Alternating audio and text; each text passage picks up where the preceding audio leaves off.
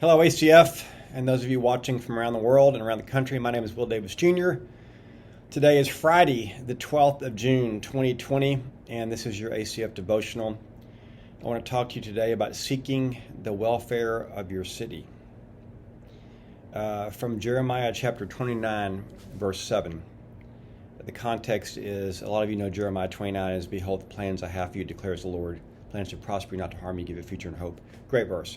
Jeremiah 29, 11 through 13. Before that, the prophet says, I've done my homework and we're supposed to spend 70 years in Babylon. And so we need to settle in. And so the word that God gives, because the people that Jeremiah is ministering to have been deported from Jerusalem 700 miles away to Babylon. They're living in a foreign city, in a foreign land with foreign government and foreign gods. And they're saying, how long is this going to last?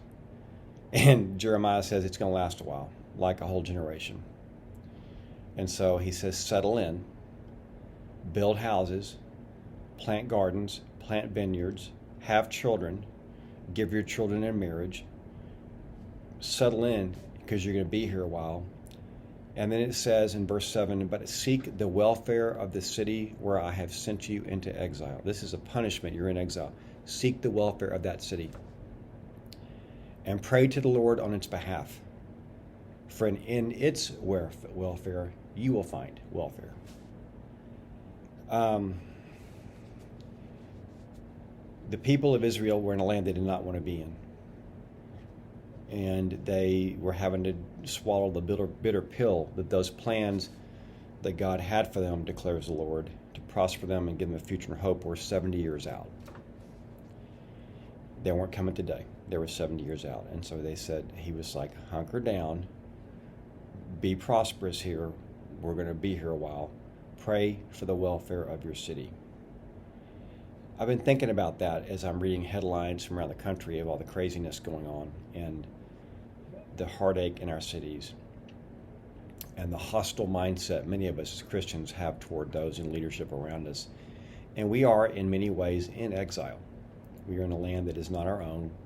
Our home is heaven. In fact, 1 Peter calls us exiles.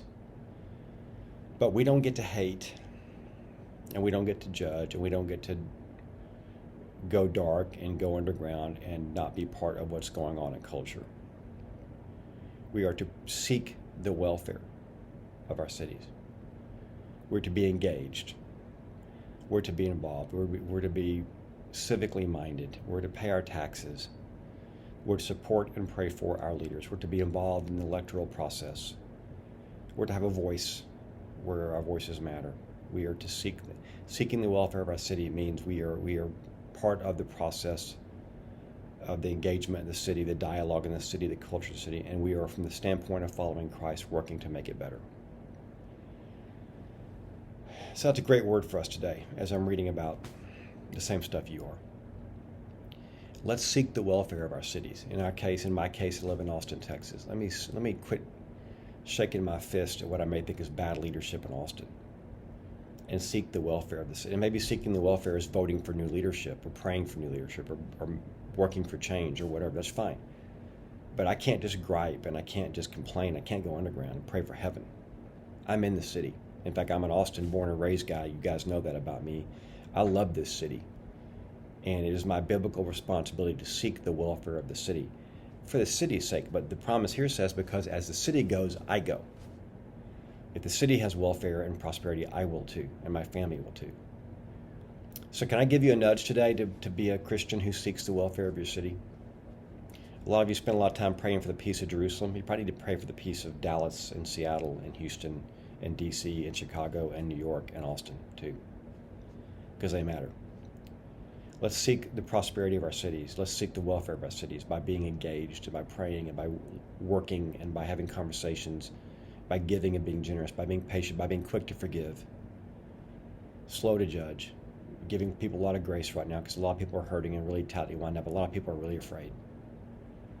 Let's be welfare seekers for our cities, because as they prosper, so will we, and so will the churches that we all want to see do so well. Couple of reminders. I'm going to continue the series the impromptu series on racial relations and conversations about race this weekend. I think I've got a real word for you. It's a conversation starter. It's going to probably mess with some of you, so and I'm going to include in the conversation language for children that's appropriate. So if you have kids, get them around. You'll get your watch parties going, get your small group discussions ready to go, because this is going to start soon. Good conversation about racism, part 2. And then we'll continue to cue you up. It's really important that we worship. In fact, I'm going to record later today a message to you, the church, a brief infomercial about the 21st, on why it's so important that we get back together to worship. We're not starting up every weekend yet. We're not ready to, but we are going to have a worship event because we need to. Our city needs us to. That's part of seeking the welfare of your city, is by worshiping. I'll talk about that in my infomercial today. June 21st, 10 a.m., 4 Points campus, all communities involved. We're going to sing our guts out to God. I want the parking lot full of cars. I want your hands raised, your horns honked, whatever you want to do.